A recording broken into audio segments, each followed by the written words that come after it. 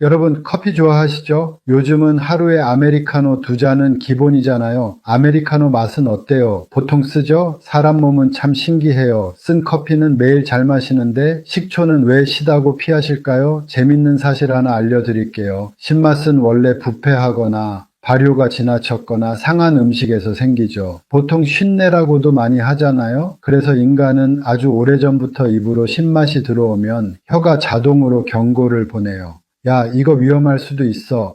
그러니까 식초를 한 모금만 마셔도 얼굴이 찡해지죠. 쓴맛도 독일 수 있다는 경고 신호로 진화했어요. 그런데 신맛은 싫어하면서 쓴맛은 왜 찾을까요? 쓴맛은 성인이 되면서 적응하지만 신맛은 끝까지 불편하게 느껴지는 경우가 많아요. 왜냐하면 쓴맛은 커피나 초콜릿처럼 카페인이나 에너지 같은 보상이 따르지만 신맛은 그렇지 않거든요. 신맛은 버텨봤자 별거 없다. 이렇게 인식돼 버린 거죠. 또 우리 어릴 때는 커피를 못 마시게 하잖아요. 어린아이 입장에서는 어른들만 먹는 음료, 멋진 습관 같은 문화적 보상이 있었어요. 즉 쓴맛을 사회적으로 미화한 거예요. 커피 마시면 흔히들 각성효과라고 부르죠. 그런데 식초는 그냥 어우셔 하고 끝입니다. 하지만 아이러니한 건요. 커피는 뇌를 깨우지만 식초는 몸을 깨워요. 쓴 커피는 기분을 잠깐 좋게 만들지만 신식초는 혈관을 열고 피를 맑게 하고 몸속 노폐물을 밀어냅니다. 옛날에야 음식할 때만 넣었지만 요즘은 TV나 유튜브에서도 식초의 효능이 여러 가지라는 게 소개가 되면서 식초를 찾는 사람들이 늘어나고 있어요. 특히 나이 들면서 혈압이 오르고 혈당이 불안하고 몸이 무겁다고 느끼는 분들 있죠. 그럴 때 식초 한 스푼이 몸을 리셋 시켜줍니다. 사실 식초는 인류가 만든 가장 오래된 건강식품이에요. 옛날 이집트에서는 상처를 소독할 때 식초를 썼고 로마 군인들은 전쟁 나가기 전 식초물을 마셨어요. 몸이 덜 피곤하다는 이유였죠. 그리고 일본의 사무라이들은 출정 전 항상 식초를 마셨다고 합니다. 몸의 균형을 잡는다는 믿음이 있었거든요. 생각해 보세요. 우리 몸이 피곤할 때 커피로 깨우면 잠깐은 정신이 돌아오지만 결국 피로는 쌓이죠. 식초는 다릅니다. 오늘은 그 식초 한 병 속에 숨은 진짜 건강의 비밀을 풀어드리겠습니다. 약처럼 먹는 게 아니라 생활 속에서 밥상 위에서 부담 없이 실천할 수 있는 방법으로요. 식초 한 스푼으로 당뇨, 혈압, 피로, 수면, 피부까지 한 번에 잡을 수 있다면 믿으시겠어요? 바로 주방에 있는 식초부터 꺼내게 되실 거예요. 여러분은 식초를 어떻게 드시나요? 요리에만 살짝 넣으세요? 아니면 물에 타서 따로 드시는 분도 계신가요? 댓글로 한 줄 남겨주세요. 저는 식초 이렇게 먹어요. 여러분의 습관을 공유해 주시면 다른 분들께도 큰 도움이 될 거예요. 그리고 오늘 영상이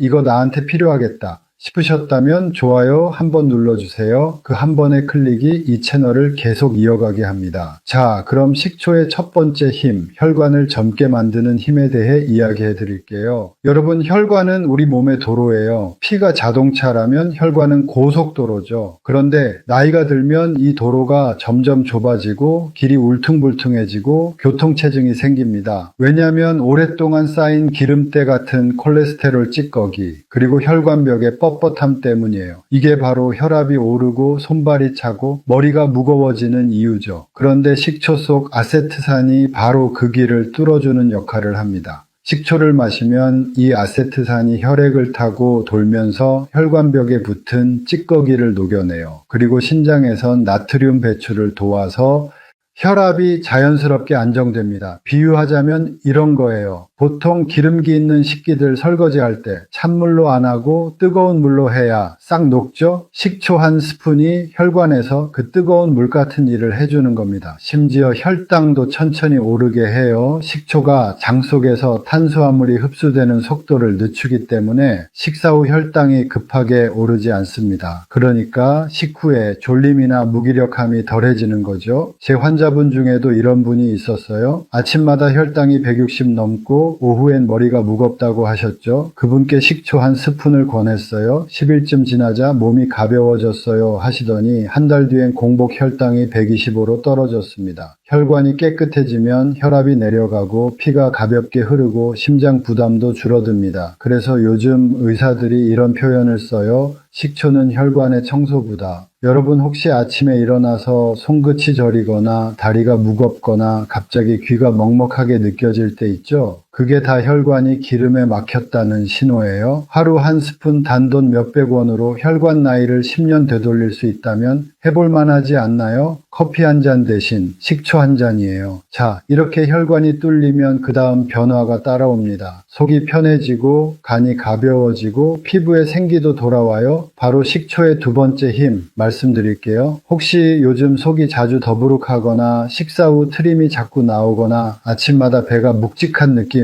있으시죠? 그게 바로 속이 지쳐 있다는 신호입니다. 위도, 간도, 장도 다 쉬고 싶다 하고 있는 거예요. 그런데 식초는 이 세 장기를 한꺼번에 깨워줍니다. 젊을 때는 빠릿빠릿 움직였지만 우리 보통 늙으면 어떻게 돼요? 천천히 걷고 움직임이 느려지죠. 위도 똑같아요. 음식이 들어와도 예전처럼 위산이 팍 안 나와요. 나이 들면 위산 분비가 줄어드니까 먹은 음식이 위에서 오래 머물죠. 그러니까 속이 답답하고 가스가 차는 거예요. 그때 식초가 들어오면 자고 있는 위를 콕 찔러주면서 얘기합니다. 야, 위산 좀 내보내. 그러면 위가 깜짝 놀라서 다시 일어나요. 아이 놀래라. 다시 일해야겠다 하는 거죠. 식초의 아세트산이 바로 천연 소화제입니다. 소화제를 따로 살 필요도 없어요. 위 운동이 활발해지니까 음식이 장으로 부드럽게 내려가고 속이 시원하다 하는 그 느낌이 바로 옵니다. 위가 다시 일을 하니까 음식을 잘 분해해 주겠죠? 위에서 이제 좀 잘게 보내주네? 그럼 나도 움직여야지. 장이 이렇게 반응해요. 식초는 장내 유익균을 늘려서 장이 스스로 움직이게 만듭니다. 만성변비로 고생하는 분들 있죠? 제가 담당했던 70대 여성 환자분이 있었는데요. 일주일에 한두 번밖에 못 가요? 하시던 분이 식초물 한 잔으로 바꾼 지 3일 만에 선생님 시원하게 잘 가요 하셨습니다. 그 웃음이 얼마나 밝았는지 몰라요. 그리고 잊지 마세요. 속이 편하려면 간이 깨끗해야 합니다. 간은 우리 몸의 정화 공장이거든요. 근데 나이가 들면 이 공장도 느려져요. 독소도 쌓이고 기름기도 끼고 피로가 쌓이죠. 식초는 이 간 공장의 청소 반장이에요. 폴리페놀과 아세트산이 간세포를 덮친 활성산소를 청소하고 기름때처럼 쌓인 지방을 분해해요. 지방간, 피로간, 술간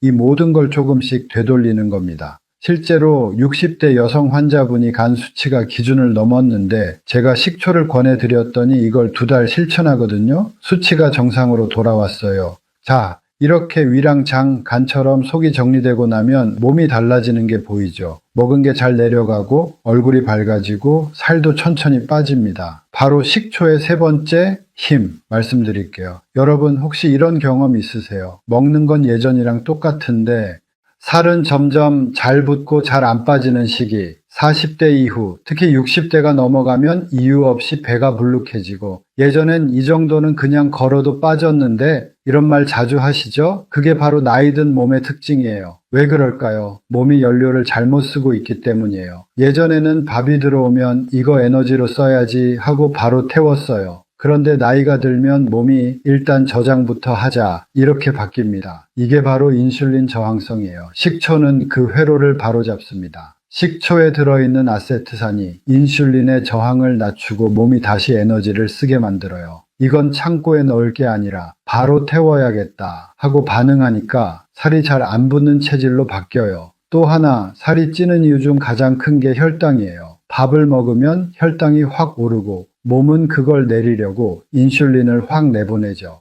그 인슐린이 하는 말이 이건 지방으로 바꿔서 보관해 이겁니다. 그런데 식사 전에 식초 한 스푼을 마시면 혈당이 천천히 올라가요. 그러면 인슐린도 천천히 나오고 몸은 굳이 저장 안 해도 되겠네 하고 그 에너지를 바로 써버립니다. 그래서 식초를 먹는다고 하루아침에 살이 빠지는 건 아니지만 몸이 덜 찌는 체질로 바뀌는 거예요. 일본에서 12주간 연구를 했습니다. 매일 식초 한 스푼씩 먹은 그룹은 복부 지방이 평균 1.5kg 줄었고 허리둘레가 3cm 줄었습니다. 식단을 바꾼 것도 운동을 한 것도 아니에요. 딱 한 가지 식초 한 스푼이었습니다. 제 환자 중에도 비슷한 분이 있었어요. 선생님, 밥도 줄였는데 왜 계속 쪄요? 그분께 식초 한 스푼 권했습니다. 3달 뒤 허리둘레가 3cm 줄었어요? 진짜 신기하네요. 다른 건 아무것도 안 했어요? 하면서 얘기하시더라고요. 운동이 귀찮고 식단은 어렵고 그냥 평소처럼 살고 싶은데 살은 빼고 싶다. 그런 분들에게는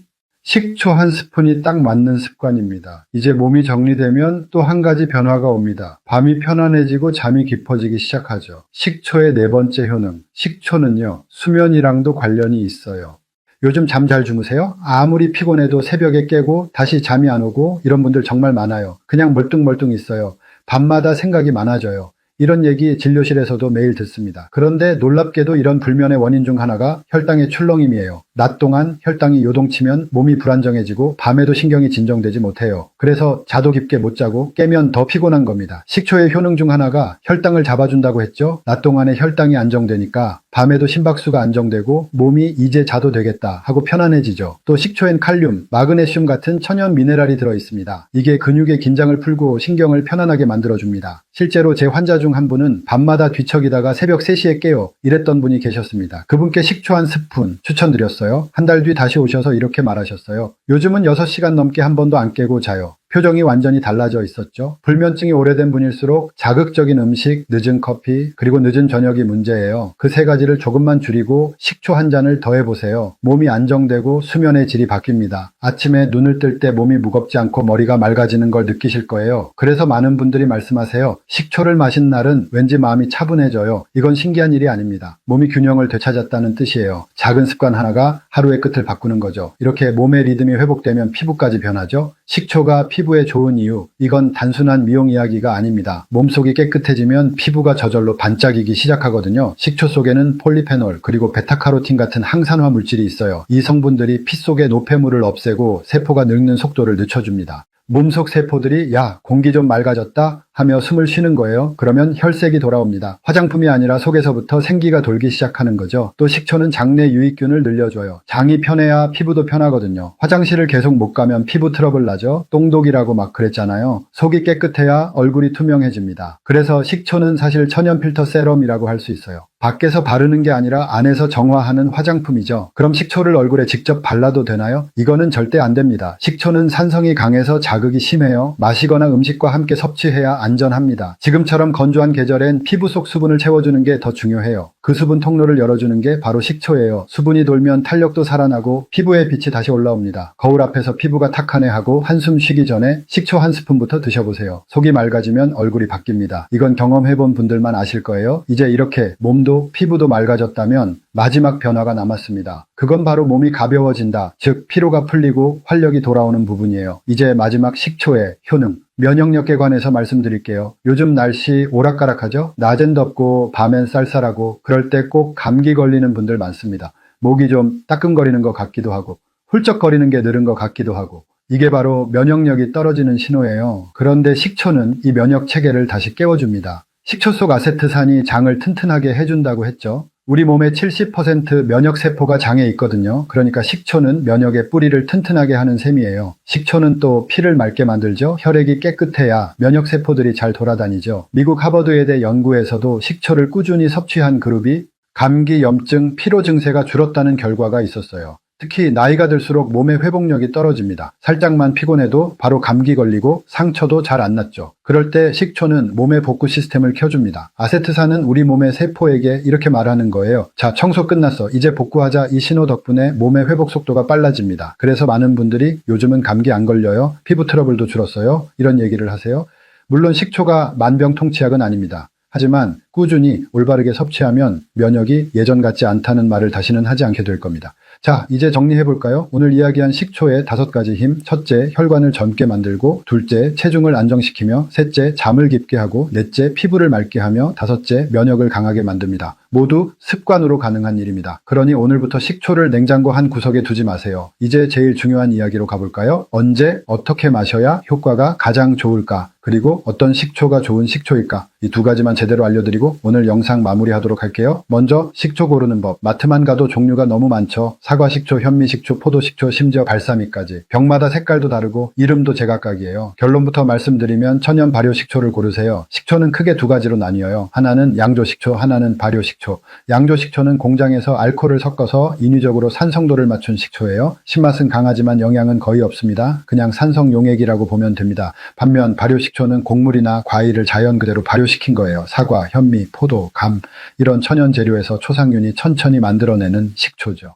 이 과정에서 유기산, 비타민, 미네랄이 풍부하게 들어갑니다. 그럼 구체적으로 어떤 식초가 좋을까요? 목적에 따라 조금 다릅니다. 혈당이나 혈압 조절엔 사과식초, 피로 회복엔 현미식초, 항산화나 피부 미백엔 포도식초가 좋아요. 사과식초는 특히 애플사이다 비니거, 에사비로 불리죠. 요즘 TV나 SNS에서 정말 핫합니다. 다이어트, 혈당, 피부까지 다 된다고 하니까 누구나 한 번쯤 들어봤을 거예요. 그런데 재미있는 게 있어요. 에사비가 이렇게 인기를 끈 건 단순히 유행이 아니라 사람들이 자연적인 발효 음료를 다시 찾기 시작했기 때문이에요. 이 에사비도 탄산이나 인공감미료 들은 게 있어서 라벨을 잘 보셔야 해요. 사과, 초모, 식초 혹은 자연 발효라고 써 있어야 합니다. 이 두 줄만 꼭 기억하세요. 발효, 원액 100%, 합성감미료 무첨가 이 두 문구가 있으면 거의 틀림없습니다. 유통기한도 중요합니다. 식초도 오래되면 산도가 떨어집니다. 개봉 후엔 3개월 이내에 드시는 게 좋아요. 직사광선 피하고 뚜껑은 꼭 닫아두세요. 그리고 브랜드는 상관없어요. 라벨만 확인하세요. 발효 원액 100%, 천연 초모 함유, 무첨가, 유기농 이 네 가지 문구면 합격입니다. 다음은 식초 마시는 타이밍이에요. 식초는 음식이 아니라 자연 산성 물질입니다. 그래서 무조건 공복에 마시면 안 됩니다. 아침에 일어나자마자 빈속에 식초물 딱 마시는 분들 계시죠? 그건 위벽에 상처 주는 지름길이에요. 위가 쓰리다 하는 이유가 바로 그겁니다. 식초는 식사 중간이나 식사 후가 가장 좋아요. 음식과 섞이면서 산이 부드럽게 작용하거든요. 특히 기름진 음식 먹을 때 아주 좋아요. 지방 분해와 소화 촉진을 함께 도와주니까요. 이제 식초를 마실 때 가장 중요한 황금 비율을 알려드릴게요. 기억하세요. 하루 한 잔이면 충분합니다. 식초는 한 스푼, 약 10에서 15ml,